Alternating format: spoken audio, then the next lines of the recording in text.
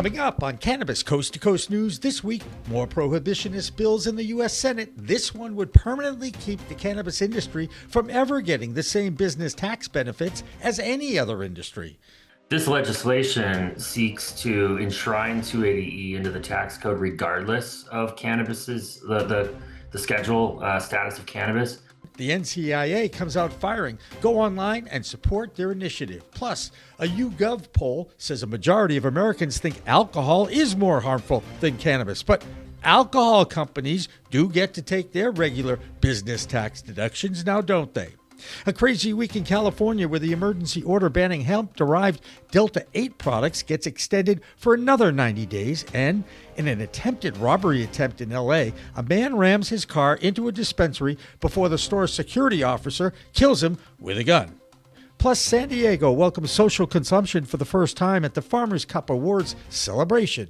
And reaction from Ohio on the new House bill looking to change the new adult use laws, while Kansas gets into the legalization movement for adults and medical patients in their state. All that and our international reports and coast-to-coast cannabis coverage on Cannabis Coast to Coast News next.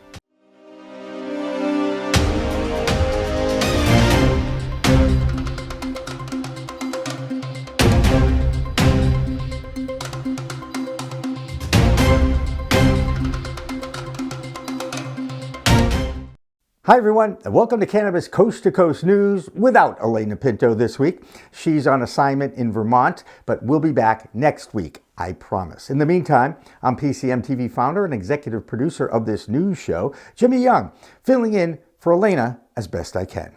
A reminder to download the PCM TV app at the Google Play or App Store. It's free and always has the most recent content we produce weekly. That's why you can see that QR code. You just scan it. It takes you right to the App Store, and it's a free download. And if you don't know, my vision has always been to galvanize an army of multimedia journalists and podcast hosts who are documenting the fight to end cannabis prohibition in our time. And every week we accomplish that with our Cannabis Coast to Coast news show.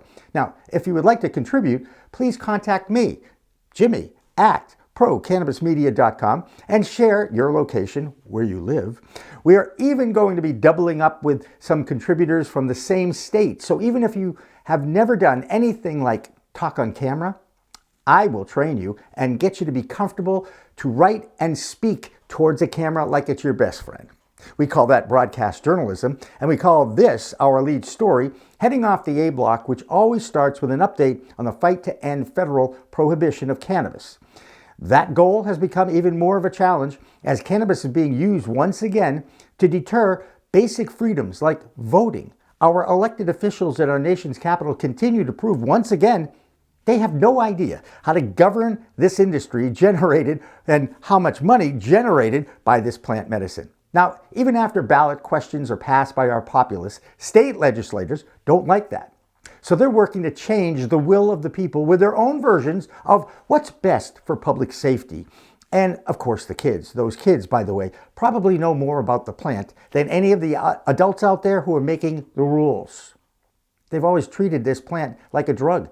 It's like an evil weed to them. Because after all, that's how our government has treated it since early in the 20th century. Now some of our elected officials are testing the will of the cannabis advocates by trying to stop the power of the ballot question in our so-called free republic. Legislation was introduced this week that would permanently keep the industry from ever being treated with the same rights as any other business when it comes to taking basic business expenses as tax deductions. It's called the 280E clause of the tax code, and it's the target here. And it was one of the reasons that the industry was excited that the previous administration was trying to move it off Schedule 1 of the Controlled Substances Act to Schedule 3.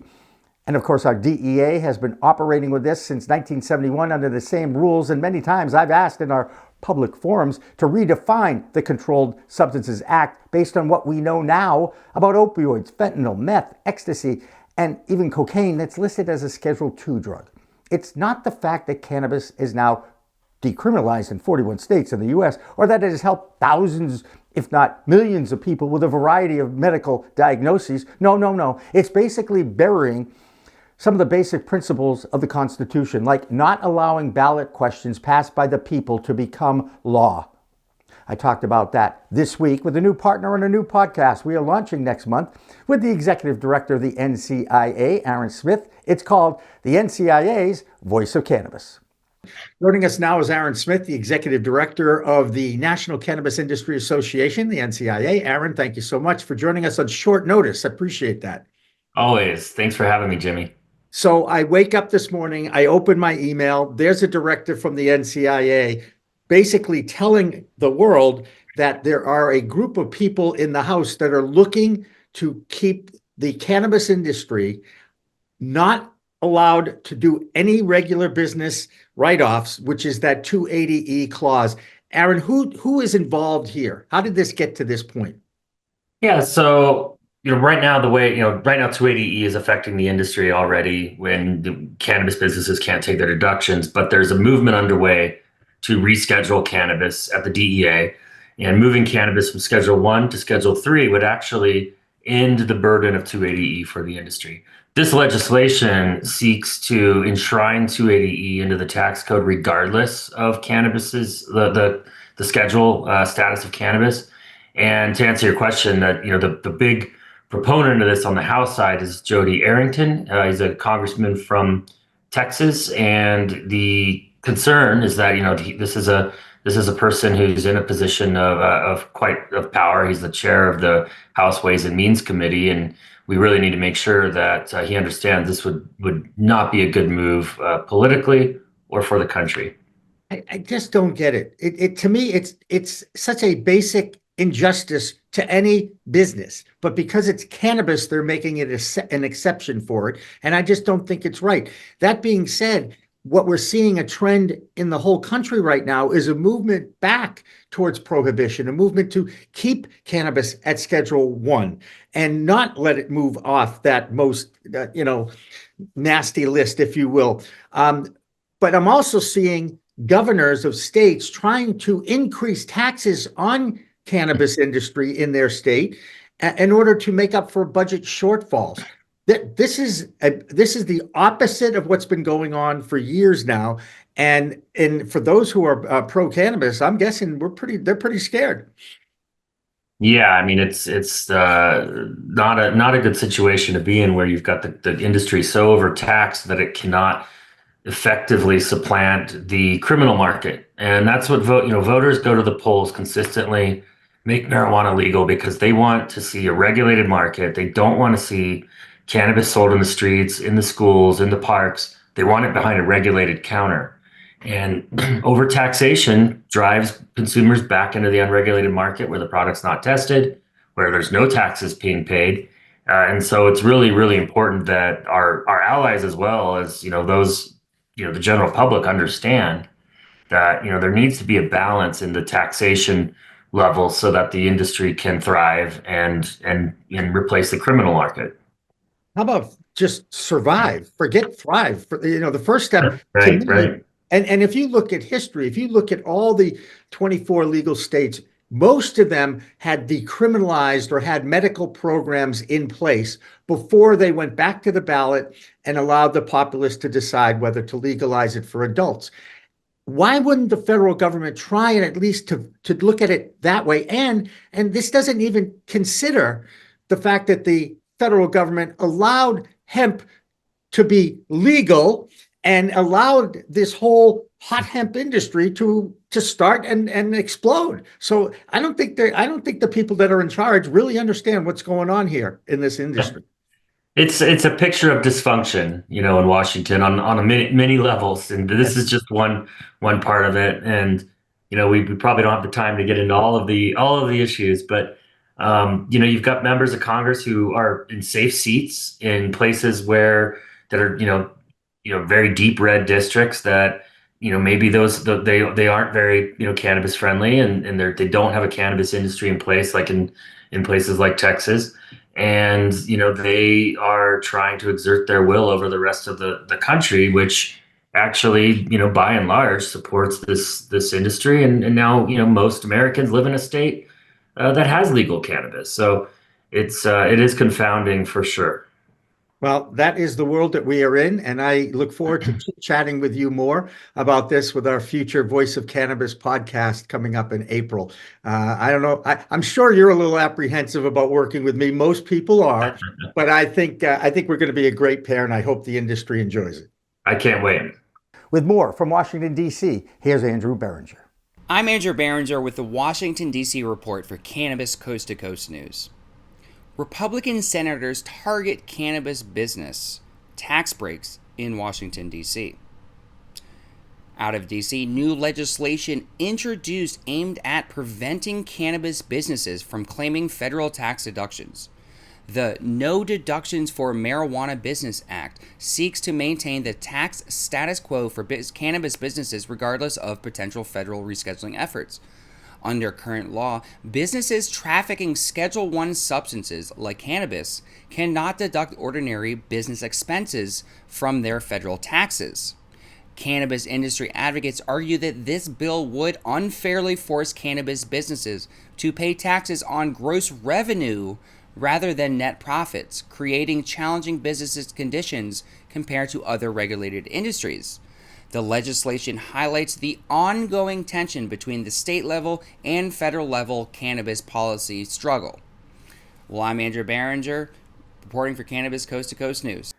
On the states front, you've got battles by elected officials and their constituents in many states. The biggest is Texas, which has a vibrant and rampant hemp market with over 7,000 unlicensed stores, unregulated companies selling those products, yes, even to kids. They have a fledgling medical cannabis industry, but they can barely survive with the rest of the state being able to get access to that hot hemp product that does get you high. And in that state, the governor, lieutenant governor, and attorney general have all tried to extend their executive powers to ban these THC products outright. But so far, state courts have allowed the citizenry to actually have some power, and it shot down their executive power. That's a good sign. In the meantime, California, well, they extended their emergency ban on all hemp-derived products this past week, and we'll have more on California news in just a bit. But now we turn to Ohio, where 2 weeks ago, the state Senate there drafted a bill that pretty much returns prohibition to that state and undoes the gains citizens voted in that last fall that passed. This week, the House passed their own version of that bill that does tighten up the already existing rules of the now legal adult use industry. Christina Brisson is our Ohio correspondent, and in her words 2 weeks ago, she's still pretty pissed at how her state is dealing with this, and they're trying to usurp democracy. Here's Christina. I'm Christina Brisson with Over the Top Renovations and your weekly Ohio Cannabis Report with Cannabis Coast to Coast News. This week you're going to see how my stories can follow how the chain reaction of events can kind of happen and how they may affect each other. But we're first going to start with the fact that I've at least seen a large media outcry here locally in Ohio about the proposed changes to the law, which are against anything and everything the voters voted for last year. Now let's couple that with the fact that now Ohio is holding $10.8 million in tax revenue that is supposed to go to the local municipalities. But now they're saying there's some vague language in issue 2, and now they're thinking those municipalities will never see that money.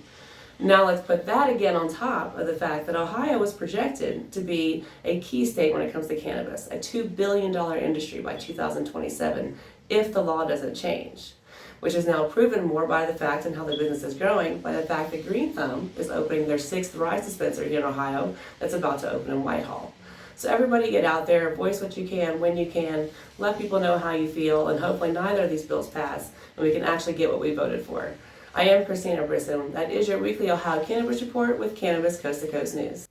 Now let's turn to California, still the largest cannabis market in the United States. This past week, Governor Gavin Newsom there extended the emergency ban on Delta 8 products that was enacted last year, as his legislature still tries to figure out how to regulate the existing license market and at the same time trying to reel in the hemp and Delta 8 products that exist in that state. Now, if the California government doesn't act, the feds are still out there lurking, and this week the FDA sent a warning to a California company for its injectable CBD product. The company Pico 4, or IV, was cited for a number of violations of the Federal Food, Drug, and Cosmetic Act. The FDA gave Pico 4 15 working days to get their act together and share their plan. In Oakland, California, there was a huge bust of a warehouse where there were 25,000 plants and they were discovered and destroyed. The California Department of Cannabis Control teamed up with the California Highway Control. Remember CHIPS, the TV show? Anyway, they executed the bust together. And in the meantime, there's more problems in California, tax issues with growers and companies in Humboldt County. Warning letters have been delivered to those in arrears of their tax payments. The state could actually rescind their licenses if they can't pay their tax bill.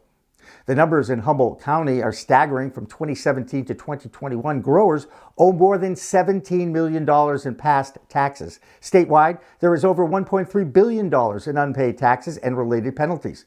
Now, one more story from California, and it's another upsetting one. This one in Los Angeles. A car crashed into an LA dispensary at 3 a.m. with the assumed purpose of robbing that dispensary. Now, the man had a ski mask on, and when the security officer on duty showed up, he shot and killed the driver. Another example of why safe banking really is a public safety issue. But now that ship might have sailed too. Okay, how about something that the people of San Diego have been waiting for a long time? The first open consumption social event. It's called the Farmers Cup, with arts, music, vendors, food, and they throw in a grow competition as well and turn it into a party. That's where our California correspondent Dina Nagib was this weekend. I'm Dina Nagib, Principal Consultant of Grass Goddess Consulting, reporting for Cannabis Coast to Coast News. Really excited today. I have a special guest, Kelly Hayes from the law offices of Kelly Hayes. How are you doing today, Kelly? I'm doing great. How are you doing, Dina? I'm doing great, and I just am really excited. We're at the Farmers Cup in San Diego. This is the first legal licensed cannabis consumption event with sales, and I'm thrilled to have Kelly with me because she's the attorney for the Farmers Cup and has done a lot of work really making this happen. Kelly, do you want to tell us a little bit about what's going on today? Yeah, absolutely. Thank you for being here. And so we're here at the Farmers Cup. We are in Vista, California at the Moonlight Amphitheater in Brangle Terrace Park, and we are hosting the first ever licensed commercial cannabis sale and consumption event here in San Diego County. It's been quite the adventure to get here, and it's taken us months, and we are finally here and celebrating this beautiful weather, and it's going to be a great time. Yeah, it's really exciting. We have people from the Department of Cannabis Control that are here making sure that everything is done officially. I've been a judge for the Farmers Cup for a number of years, and there is a competition that's associated with this. So we'll have an award ceremony. There's also a great music lineup. Yes. Yeah. Yes, there's a lot going on today. And we have awards that will be given out today for all of the Farmers Cup winners from the different brands that entered the Farmers Cup last winter. So it's just going to be a fun-packed all-day event until 10 o'clock tonight. All day, absolutely. Well, I just want to say thank you, Kelly, for everything that you've done to make this happen. It's a huge accomplishment, and I really appreciate it. Awesome. Thank you, Dina. No, thank you for being here. I'm so glad that we were able to make this happen, and thank you to the Farmers Cup for, being able to put this on, and the city and the state for helping us out and being compliant. So thank you. That's it. I'm Dina for Cannabis Coast to Coast News. Glad they're celebrating in San Diego, because now that city has to deal with another increase in taxes starting May 1st for all retail transactions. That raise could generate another $3.97 million in taxes for that city. And now we're on to the left coast. We're over there now. Let's check in with Oregon with Marianne Cursetjee from Alibi. I'm Marianne from Alibi with the Oregon Cannabis Report for Cannabis Coast to Coast News. The Oregon scandal from 2 years ago that resulted in Oregon Secretary of State Fagan's resignation is still causing ripples. As reported then, Oregon dispensary chain LaModa hired Shamia Fagan as a consultant while owing millions in unpaid taxes.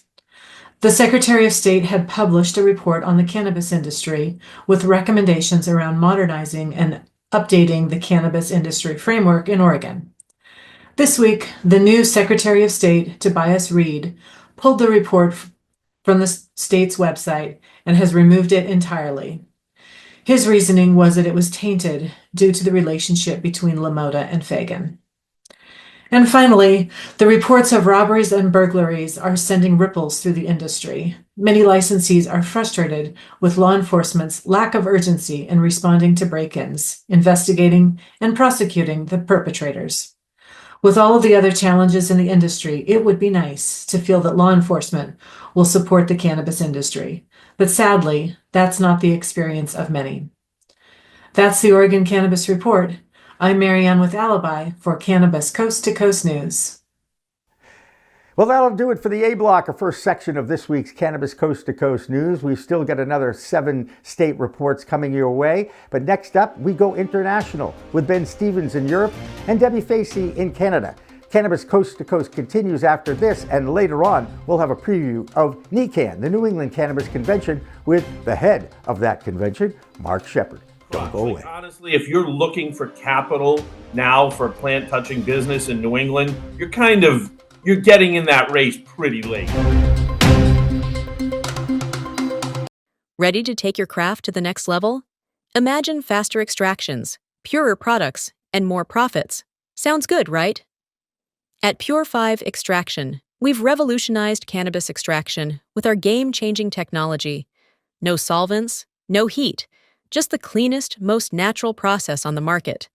Whether you're a boutique grower or a large-scale operation, Pure 5 has the tools to elevate your business worldwide. Visit pure5extraction.com today. Pure 5 Extraction, because your plants deserve the best. In Willow Creek, Rory, renowned for birdwatching, embraced nature's elegance. Preparing for his woodland sojourn, he used grape-focused THC mist from Yellow Labs. Each spritz honed his senses, capturing avian beauty. Immersed in the forest symphony, Rory's lens froze vibrant moments. Emerging at twilight, gratitude filled him for the mist's clarity. Recalling, find Yellow Labs near you. Rory ordered more of his mist from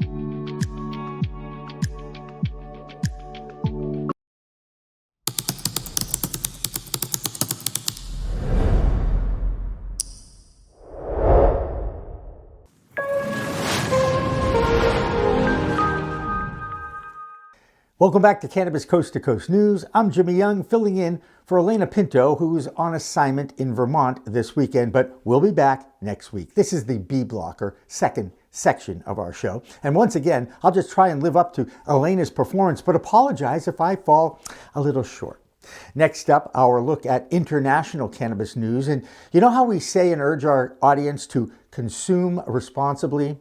You know, it used to be so much easier to enjoy this plant medicine long before we learned about the terms like, and these are difficult to say, endocannabinoid system or neurotransmitters. Then, of course, you have your chemical alphabet soup of THC, CBD, CBG, CBN, and now HHC. That stands for hexahydrocannabidiol.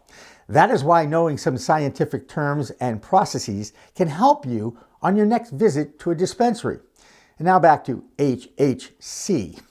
It is derived from hemp plants with a low level of THC in a lab, where many are calling this the new derivative hot hemp light. It can be compared to Delta 8, but does not have the same chemical makeup.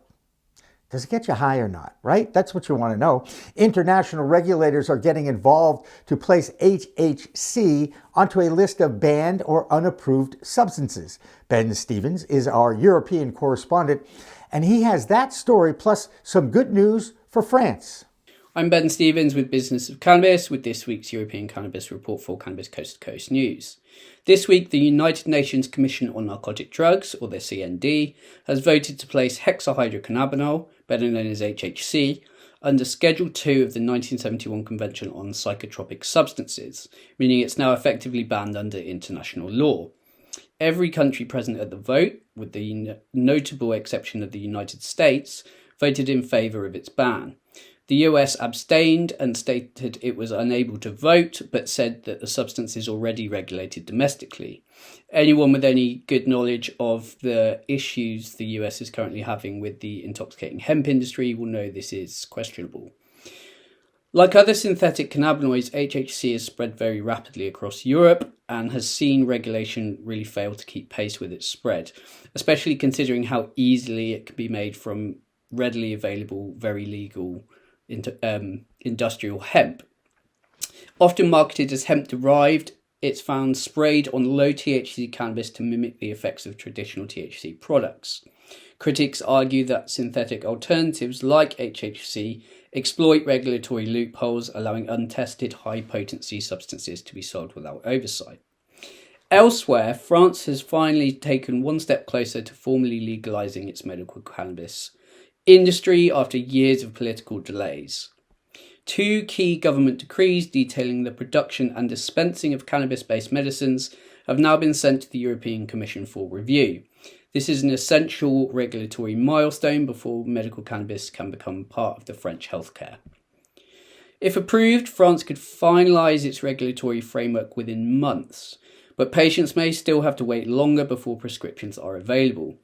Each cannabis-based medicine will still need to go through individual approvals from the French health authorities, and pricing reimbursement negotiations could further delay the process. Advocates warn that despite progress, the history of kicking the can down the road in France on medical cannabis policy could impose further delays and also lead to severe restrictions on access when it's finalised. This follows around 4 years of testing in France, which launched a pilot project to gather data on the medical cannabis industry in 2021. This has been pushed back numerous times and until very recently was expected not to be going forward at all. That's all for this week. I'm Ben Stevens with Business of Cannabis with this week's European Cannabis Report for Cannabis Coast to Coast News. Continuing with our international block of cannabis news, Debi Facey is in Canada and has some changes coming to that sovereign nation's regulations and celebrating the fact that Canada is the #1 exporter of cannabis in the world. Who would have thunk that? Here's Debi's Canadian Cannabis Report. This is Debi Facey with the Canadian Cannabis Coast to Coast News Report. So what we have in Canada this week is Health Canada has officially rolled out their new regulations, which was on March 12th. And those regulations now include a lot more for the microcultivars that are going to be able to be growing and expanding their growth, as well as packaging is no longer going to be solid. You're going to be able to see through it, which is going to be making it a lot easier for consumers and for the actual bud tenders to be able to tell, know, and conversate with their customers when it comes to the bud. And also, we're going to be having the pre-roll limitation be uplifted when it comes to many of these cannabis products that are infused. What we also have is the news that Canada is the top exporter of cannabis, even though we in Canada haven't necessarily been doing great when it comes to our overall, I would say, performance. But in the world, when it comes to actual exportation, we are #1. Yippee! This is Debi Facey with your Canadian Coast to Coast Cannabis News Report. Peace. A few more notes from Canada. Part of those changes in regulations that Debi just reported on include opening a public comment period for citizens to chime in on making CBD products available over the counter. In the meantime, another Canadian-based company, Tilray, is launching a high THC medicinal grade product in its German market. The Tilray Craft brand will feature a strain with 2.9% of a terpene mix, as much as 25% THC. A recent report by Statistics Canada seeks a decline in alcohol use by that country's citizens and an increase in cannabis use and sales. Now, use and revenue are still way behind the alcohol industry in Canada, but it does confirm the same trend that has happened here in the U.S., where there is now more daily use of cannabis than daily use of alcohol. And according to a new poll by YouGov, a majority of Americans now believe that alcohol consumption is more harmful than regular cannabis use. Interestingly enough, in that same poll, adults say they actually personally prefer drinking to consuming cannabis, despite the newly discovered health news about alcohol. When asked about Which substance is more dangerous? Was it alcohol or cannabis? Amazingly, 58% said alcohol is more dangerous as opposed to the just 19% who said the opposite is true. I guess the devil you know is considered less dangerous than the one you don't know. It really is a whole new world of weed out there, isn't it? Now let's check in with Christopher Bright from Maryland, who tells us about a lawsuit by Curaleaf employees over the distribution of their tip money in dispensaries. Welcome to Cannabis Coast to Coast News. I'm Christopher Bright from the Enlightened Voice, bringing you the latest cannabis headlines from Maryland. Let's dig in. A legal storm is brewing at Curaleaf, the world's largest publicly traded cannabis company. Employees are suing the dispensary giant, alleging its tip-sharing practices are breaking federal law. Here's the scoop. In a Maryland federal court, bud tenders are fighting back. The lawsuit claims the company illegally divvies up tips to include managers and supervisory leads, shortchanging the workers who serve you at the counter. Filed by former Ricestown employee Gabriella Beck and Montgomery Village bud tender Ronnie Matthews, the suit seeks class action status for hundreds of workers across Curaleaf's 14 states, including Maryland's hotspots like Columbia and Frederick. The Fair Labor Act says tips belong to employees, not supervisors, but the plaintiff says Curaleaf's been playing at its own rules. Attorney Sarah Block estimates bud tenders are losing hundreds of dollars monthly. Curaleaf denies the claims, calling their policies fair and transparent, and vows to fight in court. And now we have this week's content creator of the week. Let me introduce you to Keisha, or the Connected CEO. Her groundbreaking work in the political side of cannabis and her initiative with the Explore Maryland Cannabis Awards deserves our recognition. Keisha has not only forged a remarkable path in the cannabis industry, but has also illuminated the way for countless other creators to thrive. Be sure to follow her on IG at The Connected CEO. And this has been this week's Maryland Cannabis Report. I'm Christopher Bright from the Enlightened Voice, reporting for Cannabis Coast to Coast News. There's a new state coming out to join the legalization movement in the race to 25. It's the state of Kansas. This week, 2 bills were introduced that would establish a regulatory body for adult use of cannabis and a medical program as well. The Senate and House bills in Kansas both established licenses for cultivation, manufacturing, possession, and sale of the plant medicine. No such issues, of course, in a state that showcases the adult playground of Las Vegas, Nevada. That's where Tina Tasaka hangs out. She has that story, plus the slowdown of the rollout of cannabis social clubs in her report this week. I'm Tina Tasaka with 420 Technologies, and this is the Nevada and Tribal Nations report for Cannabis Coast to Coast News. Are the stakes too high when it comes to cannabis consumption lounges? Only 2 state-recognized cannabis consumption lounges have opened in Nevada, Smoke and Mirrors and Dazed, and New Woo, tribally owned, is the 3rd. Despite years of planning and dozens of applicants, state lawmakers, including Assembly Speaker Steve Yeager, wants answers. Yeager praised the 2 operational lounges, but questioned the slow progress. Cannabis Compliance Board head James Hum cited financial barriers, specifically a $200,000 liquidity requirement, as the primary obstacle. While 21 lounges are ready for final approval, Hum suggested the CCB might reduce or eliminate the financial requirements to help social equity applicants. Additionally, finding suitable locations for independent operators remains a challenge. Due to fewer lounges opening than expected, the CCB will cut 2 compliance officer positions. There's legislation pending for Assembly Bill 307, which aims to change how cannabis is taxed. It gets rid of the 15% tax that cannabis growers pay when selling to other businesses. Instead, it increases the tax on customers buying cannabis in stores or lounges from 10% to 14.25%. This way, the tax is collected when people make a purchase. For the bill to pass, 2/3 of lawmakers must agree. In Tribal News, 2025 Hemp News publication predicts the growing influence of indigenous leadership in the U.S. hemp building industry. Tribal hemp companies are playing a key role throughout the supply chain, including financing.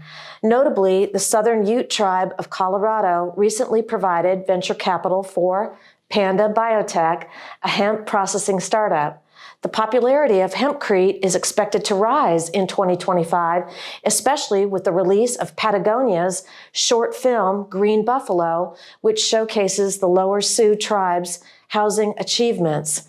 More tribes, along with the Indigenous Habitat Institute, are also leading the green building movement.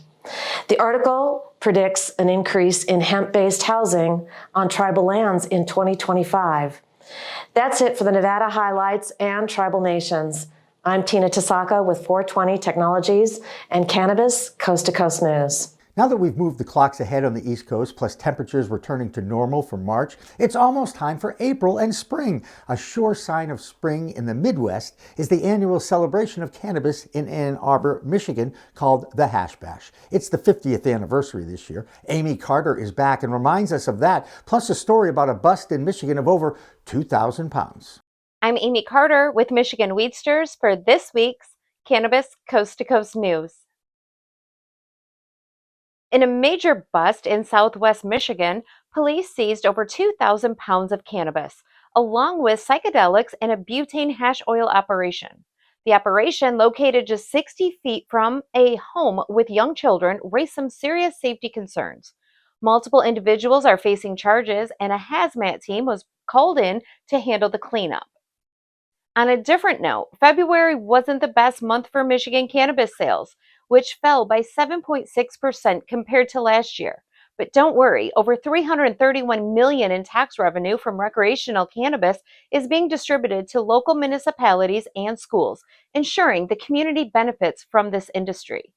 And in some more local news, a Macomb Township man is facing felony charges after authorities found nearly 120 pounds of cannabis and $7,000 in cash linked to illegal sales in his truck. And again, don't forget to mark your calendars for April 5th, which is Hash Bash in Ann Arbor at high noon. Cannot wait to see you there. That's your quick scoop for this week. I'm Amie Carter with Cannabis Coast to Coast News. Before we go into our second break, let's check in with Oklahoma's Kimmie Cannabis. I am Kimmie Cannabis from Can I Talk About It with the Oklahoma Cannabis Report from Cannabis Coast to Coast News. We have had a lot of action this past week from the Oklahoma Bureau of Narcotics marijuana enforcement teams. On Tuesday, March 11th, they served a search warrant at Pegasus 420 LLC in Oilton. The business was allegedly operating under a fraudulent OBN registration using a straw ownership scheme to appear compliant. During the raid, agents stated to have seized over 22,000 marijuana plants, 647 pounds of processed product, and made one arrest. More arrests are expected as the investigation continues. OBN was supported by the Creek County Sheriff's Department, the Attorney General's Office, the District Attorney's Office, and the Oklahoma National Guard. Then, on March 12th, another search warrant was served, this time in South Oklahoma City, where OBN agents raided a warehouse on Southwestern, being used as a stash house tied to ongoing black market trafficking. Simultaneously, OMMA and the Attorney General's Office executed a separate but related search warrant at the marijuana business next door. According to sources, 6 armed enforcement agents rushed in with ARs, only to find 2 women seated behind desks. After 2 hours of interrogations, no arrests were made that day. And finally, a heartfelt story from with our community. On March 14th, Paula Venegas and Tim Lanham, the founders of the nonprofit Oklahoma Autism and Cannabis, lost their home and beloved dog Ethel in a wildfire that tore across their property. The couple has 2 autistic children and has worked tirelessly to help families across Oklahoma. Now the cannabis community is rallying behind them. One example, Knowles Family Farm is hosting a fundraiser auction, and they have donated a special unreleased cultivar. now officially named Ethel in honor of the beloved companion. Bidding starts at $50 with added bonuses at every 1 to 200. Every cent will go directly to the Lanham family. Let's come together, Oklahoma, just like we always do. I'm Kimmie Cannabis, and this has been the Oklahoma Cannabis Update for Cannabis Coast to Coast News. Peace, love, and all that good stuff. That will do it for the B block of Cannabis Coast to Coast News. When we come back, we'll have that preview talk with Mark Shepard of NECAN that, of course, is coming to Boston for its 13th year this coming weekend. And that's where I'll be creating a special report on that annual event. Plus, we check in on New York and New Jersey with Pam Chmeil and Jill Goldsberry. Cannabis Coast to Coast News continues after this break.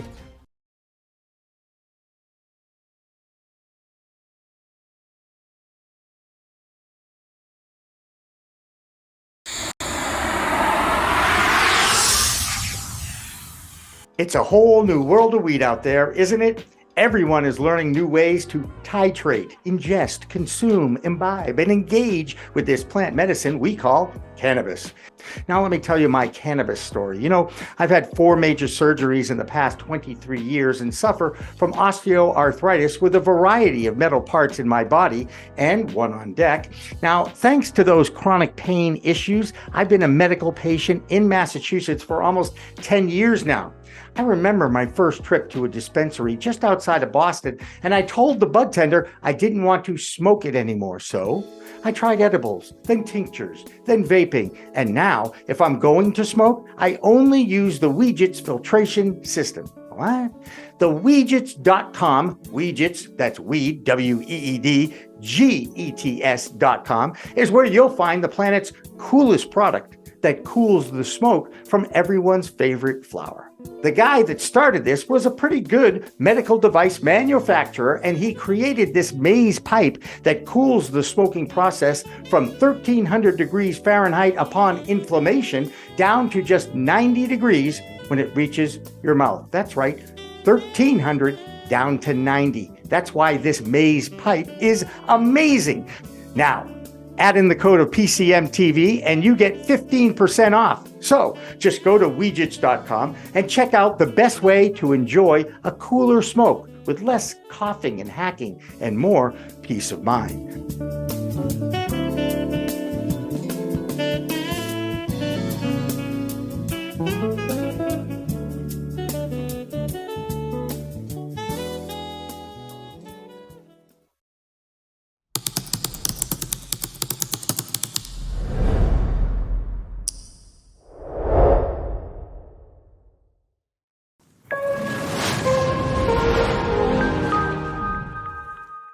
Welcome back to the final section, or C block, of this week's Cannabis Coast to Coast News Show. I'm Jimmy Young, filling in for Elena Pinto, who is on assignment in Vermont this weekend. However, she will be back next week.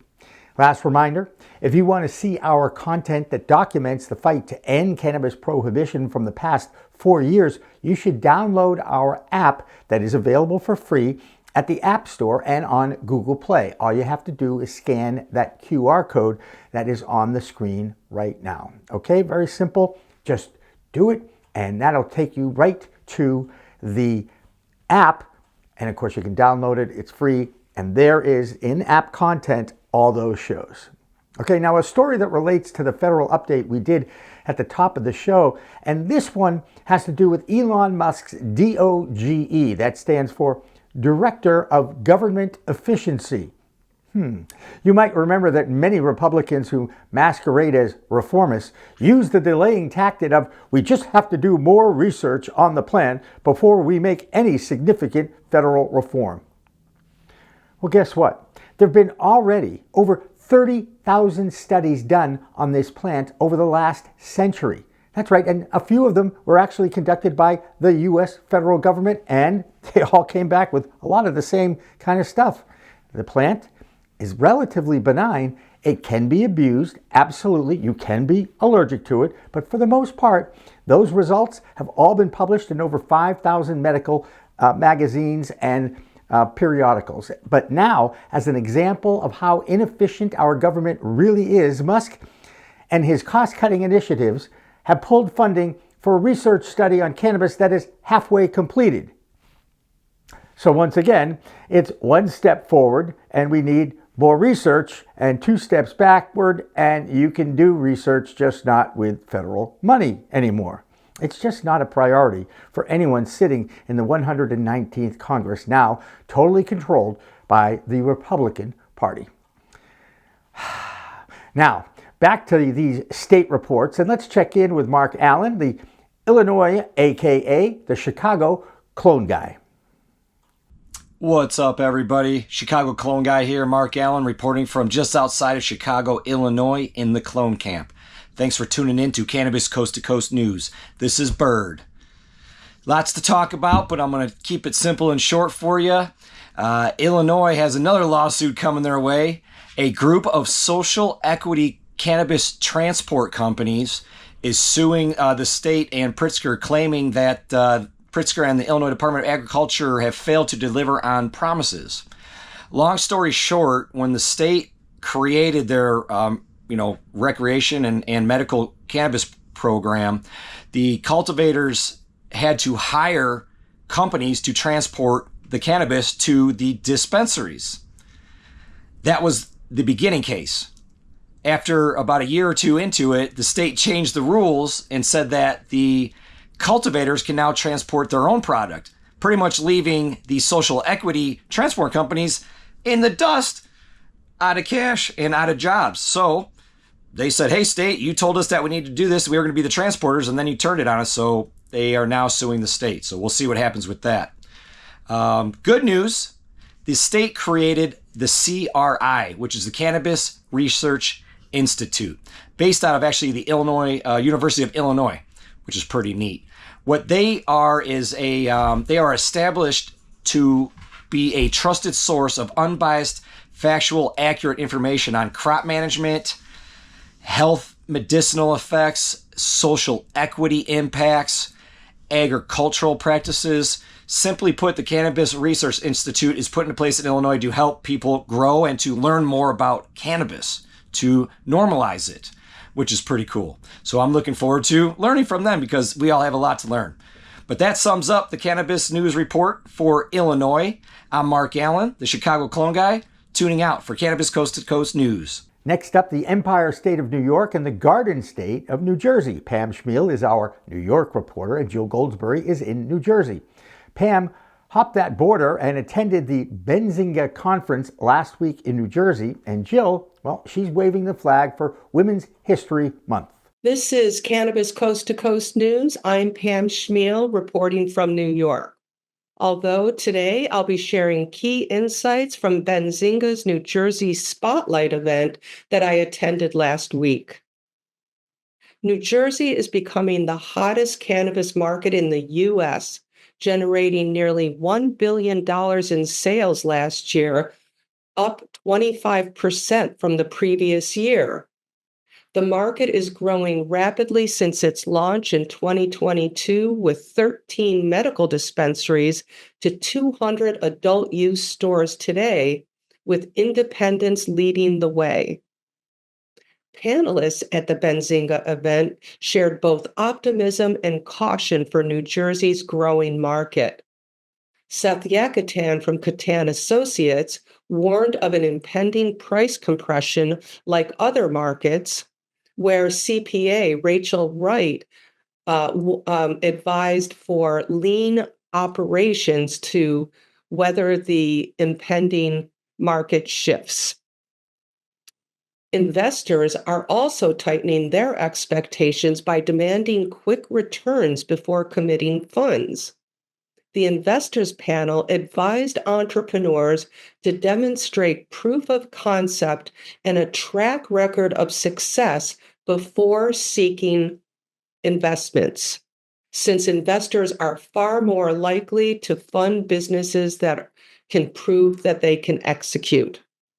Dan Neville of Advanced Flower Capital explained that because of New Jersey's unlimited licensed state, as more dispensaries open, individual market share will shrink, making profitability harder to achieve. And speaking on the How Technology is Defining East Coast Cultivation panel, Jesse Horton, a respected cultivator from Oregon, expressed enthusiasm for AI's emerging role in cultivation operations and crop steering. And as the market matures and competition increases, the multi-state operators in New Jersey are shifting their strategy. Verano, for example, is expanding its wholesale reach instead of focusing on retail to reach more consumers and maximize their market presence, since they are only allowed to open a couple of stores. And meanwhile, independent retailers in New Jersey face an uphill battle in growing their market share, since MSOs had a 2-year head start, allowing them to build strong brand awareness and customer loyalty before independents even had a chance to enter the playing field. And despite having 82% of the market share, independents generate significantly less revenue than the MSOs, which also have the state's top-selling brands. While the mood was upbeat at Benzinga's New Jersey Spotlight event, as New Jersey's cannabis market evolves and matures, independent retailers must differentiate themselves, maximize operational efficiency, and build strong customer loyalty to compete against the established MSO giants. That's this week's Cannabis Coast to Coast News. I'm Pam Chmeil, reporting from New York. I'm Jill Goldsberry with the New Jersey Report, and it's Women's History Month, and there's a lot going on. So let me tell you what's been happening throughout the state. We have a lot of events with a lot of brand events, dispensary events. So there's a mix of a few, and I'll tell you all about them.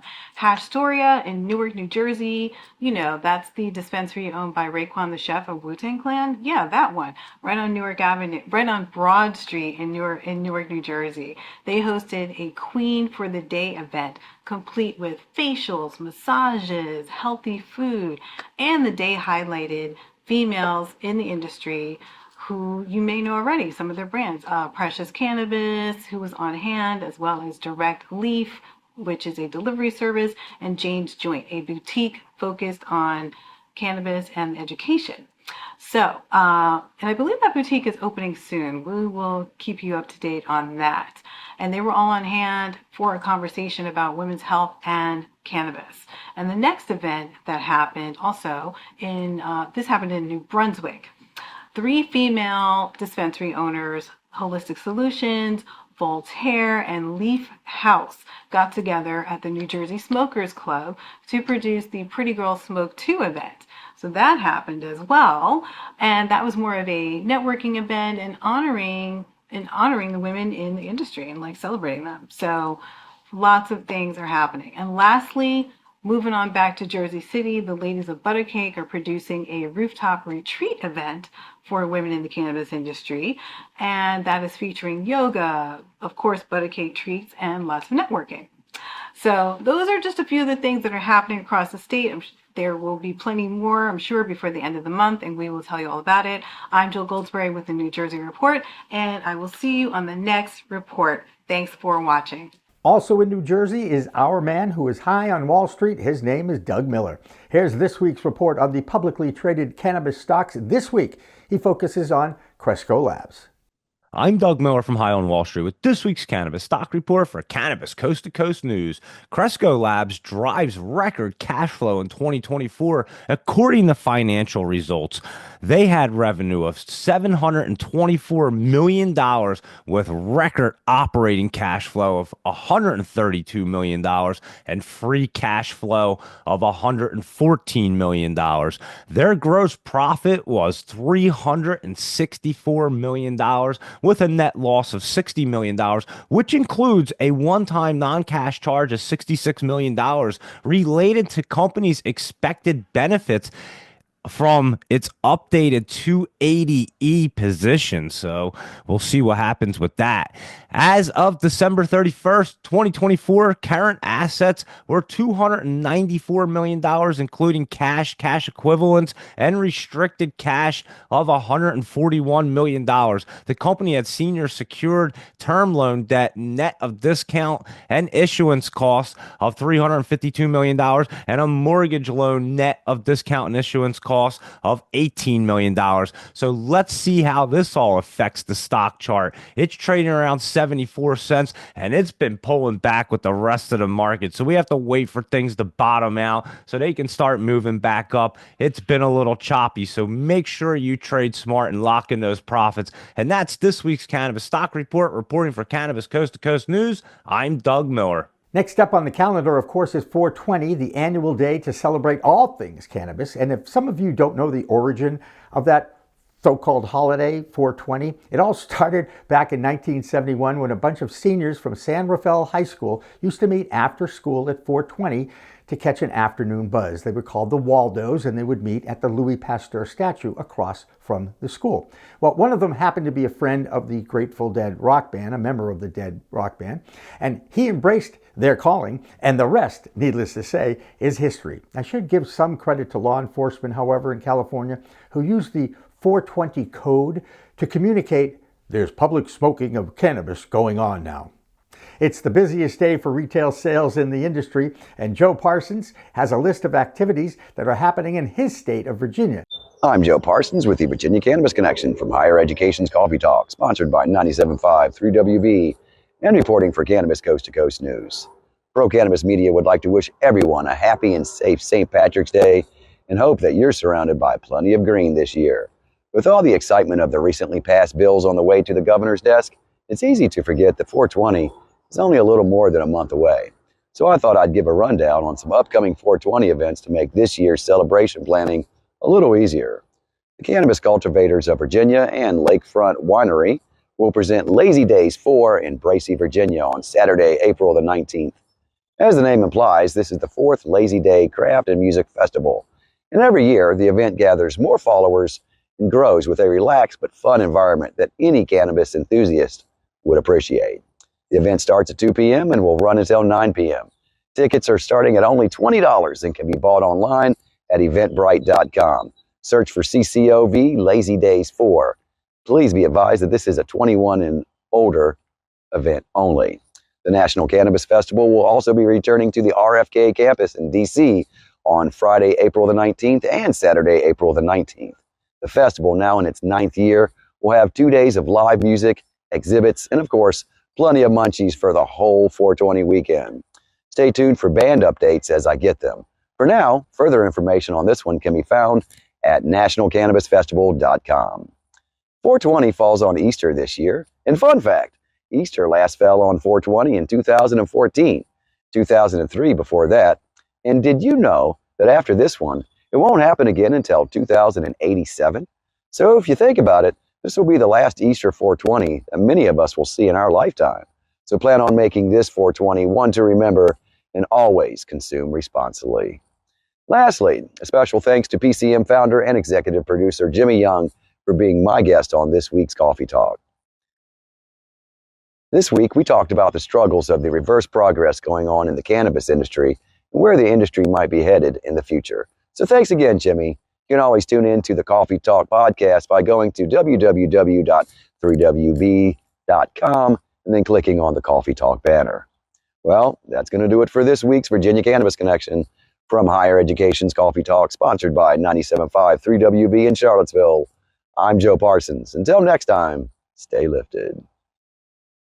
Well, joining us now is the Grand Poobah of the New England Cannabis Convention. His name is Mark Shepard. There's probably a CEO involved there as well. But more importantly, he's the guy who started NECAN 11 years ago, probably 12 years ago now, just because of the pandemic year. Mark, something we both want to forget about. But here you are back and stronger than ever because you're all over the country now. Sure. Yeah. I mean, we do shows in a lot of different markets. I think we're doing 7 this year, and we always obviously circle back to Boston. I'm from Massachusetts. That's where we began, and it's really a great way to kick off the convention season every year, and yeah, we're pretty excited for this year. You know, everything goes back to sports with me. So to me, NECANN is like the Masters in golf. You know what I'm saying? Even though the Players' Championship is going on this weekend, to me, the golf season begins with the Masters. The convention season begins with NECANN. You know, there's a lot of doom and gloom in this industry right now. A lot of dispensaries are closing. It's very difficult. People are losing all their money and all this stuff. How have you found the atmosphere for sales and vendors, and are people just as enthusiastic about this as they were in the past? They are, and you know, the reality is, and you know, this isn't to minimize the, you know, that it's difficult for individual people, but it's almost like, again, let's go back to sports. At the beginning of, say, the NCAA tournament, there's 64 teams, right? Well, there's only going to be one winner. So for 63 teams, it's doom and gloom. Right. And that's maybe not the perfect analogy, but it's such a great opportunity that suppose there's space for 300 dispensaries in Massachusetts. Well, 1,000 people are going to try to have those 300. What does that mean? 700 people go out of business. Doesn't mean there's anything wrong with the industry. It means more people want in than the industry can keep afloat. What's some of the biggest challenges do you see right now, besides what's going on with our federal government, before we turn it into a political discussion? What are some of the biggest challenges? Is it still access to capital? Is capital easing up a little bit as far as access goes? I mean, you know, obviously I'm an event guy, so it always feels strange to be talking about those things as if I'm an expert or they're happening to me. But just, you know, anecdotally, as I talk to people, I think it's just the competitive crush. Like, honestly, if you're looking for capital now for a plant touching business in New England, you're getting in that race pretty late. And I can't imagine I don't know why you would feel it would be easy to raise capital, you know, 9 years after stores started opening and there's hundreds of competitors. So I just think it's really the reality of, okay, I had my business plan, but maybe I didn't count on pricing wars as, you know, you're fighting for your space. Right, absolutely. And I think we're spoiled in Massachusetts too. That being said, we have a pretty vibrant adult use market and a medical market that is, let's say, adapting to the new reality. Your reality this year includes a social equity row. Is that what I read about? Is that what's happening? Yeah, I mean, we've always, since day one, we've always made 10% of our floor space available. Way back, it was mostly nonprofits and advocacy groups because there were no social equity licensees, but that slowly changed. We've never really named it or done anything formal. We've really just kind of behind the scenes donated the booths. When people call up and say, do you have any discounts for social equities? I'm like, yeah, you can have a booth. And so we've always done that, but I ran into Anthony from 40 Tons at MJ Biz, and he kind of has a nice setup. So I was like, hey, you know, we have our local people that we do. We have space for more. So it was great to connect with somebody who's really, you know, doing things and making a difference with money going towards helping people. And, you know, he has his stack of social equity licensees. So they call it Justice Row, I think. And so, you know, so that'll be nice. There'll be some information. The 40 Tons booth has a lot of information and ways that you can help and get involved. So just maybe shining the light a little brighter. That story of 40 Tons is remarkable. I had a great interview with Anthony a couple of weeks ago. I look forward to seeing him and his wife and his best buddy now all involved in the industry, heavily involved and flourishing, like you mentioned. Those are the stories, Mark, that I like to tell, because it isn't all doom and gloom. There are plenty of people out there who are figuring out how to survive and kind of navigate through the challenges of regulations and no regular tax deductions. And they're still passionate about the cause. The cause keeps a lot of people going, doesn't it? Yeah, no, I think so. And a lot of people you see through all other industries, they're in the industry because they're passionate about what it is. You know, whether, you know, most restaurateurs, chefs, they're very passionate about food, and that's what drives them, even though the restaurant industry is one of the most difficult in the world. And that's what you're seeing, the people that are like, no, I'm past thinking that I didn't do this because, I'm gonna become an instant millionaire, this and that. They're like, this is hard work, but it's something I'm passionate about. Exactly. It makes you look forward to going to work every day. That's what I look at anyway.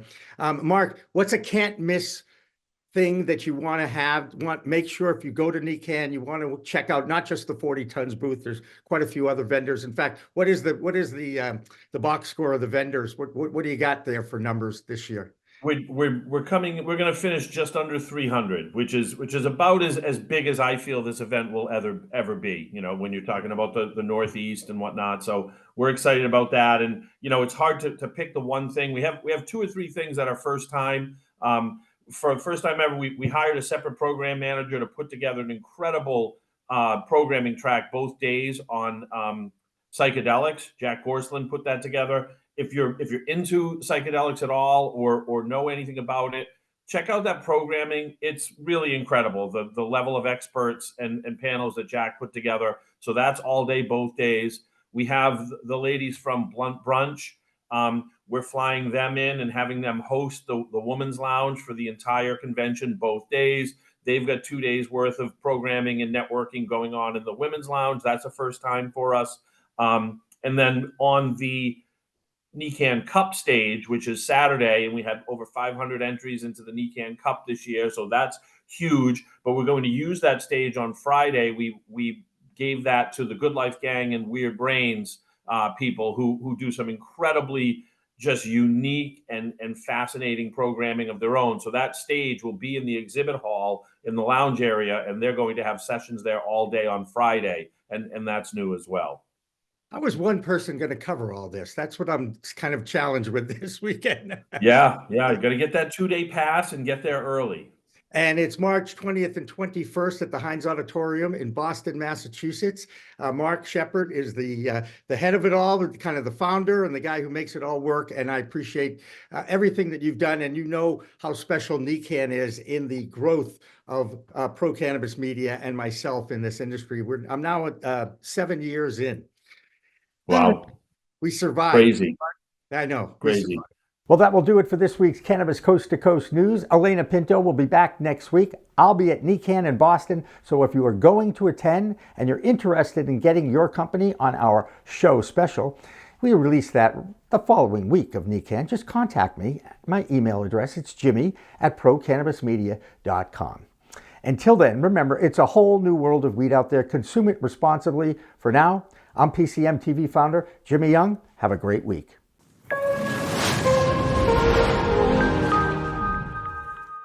I think I messed up. Did you know there's a place that covers all the cannabis news you need? Welcome to Pro Cannabis Media, your go-to for all things cannabis. PCM is the CNBC of weed, bringing you the latest news and talk shows with a twist. We've got 16 state correspondents and multimedia journalists from around the US and Canada. Hey everybody, it's Brandon Jones with Big Green Distribution with the Missouri Cannabis Report. I'm Karen Black from Greenfinger Consulting with the Arizona Cannabis Report. I'm Amie Carter from Michigan Weedsters. Andrew Behringer here reporting from Washington, D.C. It's Debi Facey with the Canadian Toke of the Week. It all started back in 2018 when founder Jimmy Young kicked off the In the Weeds podcast. His mission? Documenting the fight to end cannabis prohibition. Fast forward to today and we've got Cannabis Coast to Coast with Elena Pinto, delivering the nation's only TV-style cannabis news show. Hi everyone, welcome to another edition of Cannabis Coast to Coast, PCM TV's weekly roundup of industry news from California to New York. I'm Elena Pinto. As of August 2024, PCM has racked up over 1.2 million views and 14.5 million impressions on our YouTube channel. With 15,000 subscribers and growing, our reach is spreading like wildfire. PCM's website, YouTube, Rumble, Discord, Roku, Twitch, Spotify, iHeartRadio, Apple Podcasts, and even our very own PCM TV app. Get your cannabis news fix with Pro Cannabis Media. We're here to keep you informed and entertained. Stay tuned and stay lifted.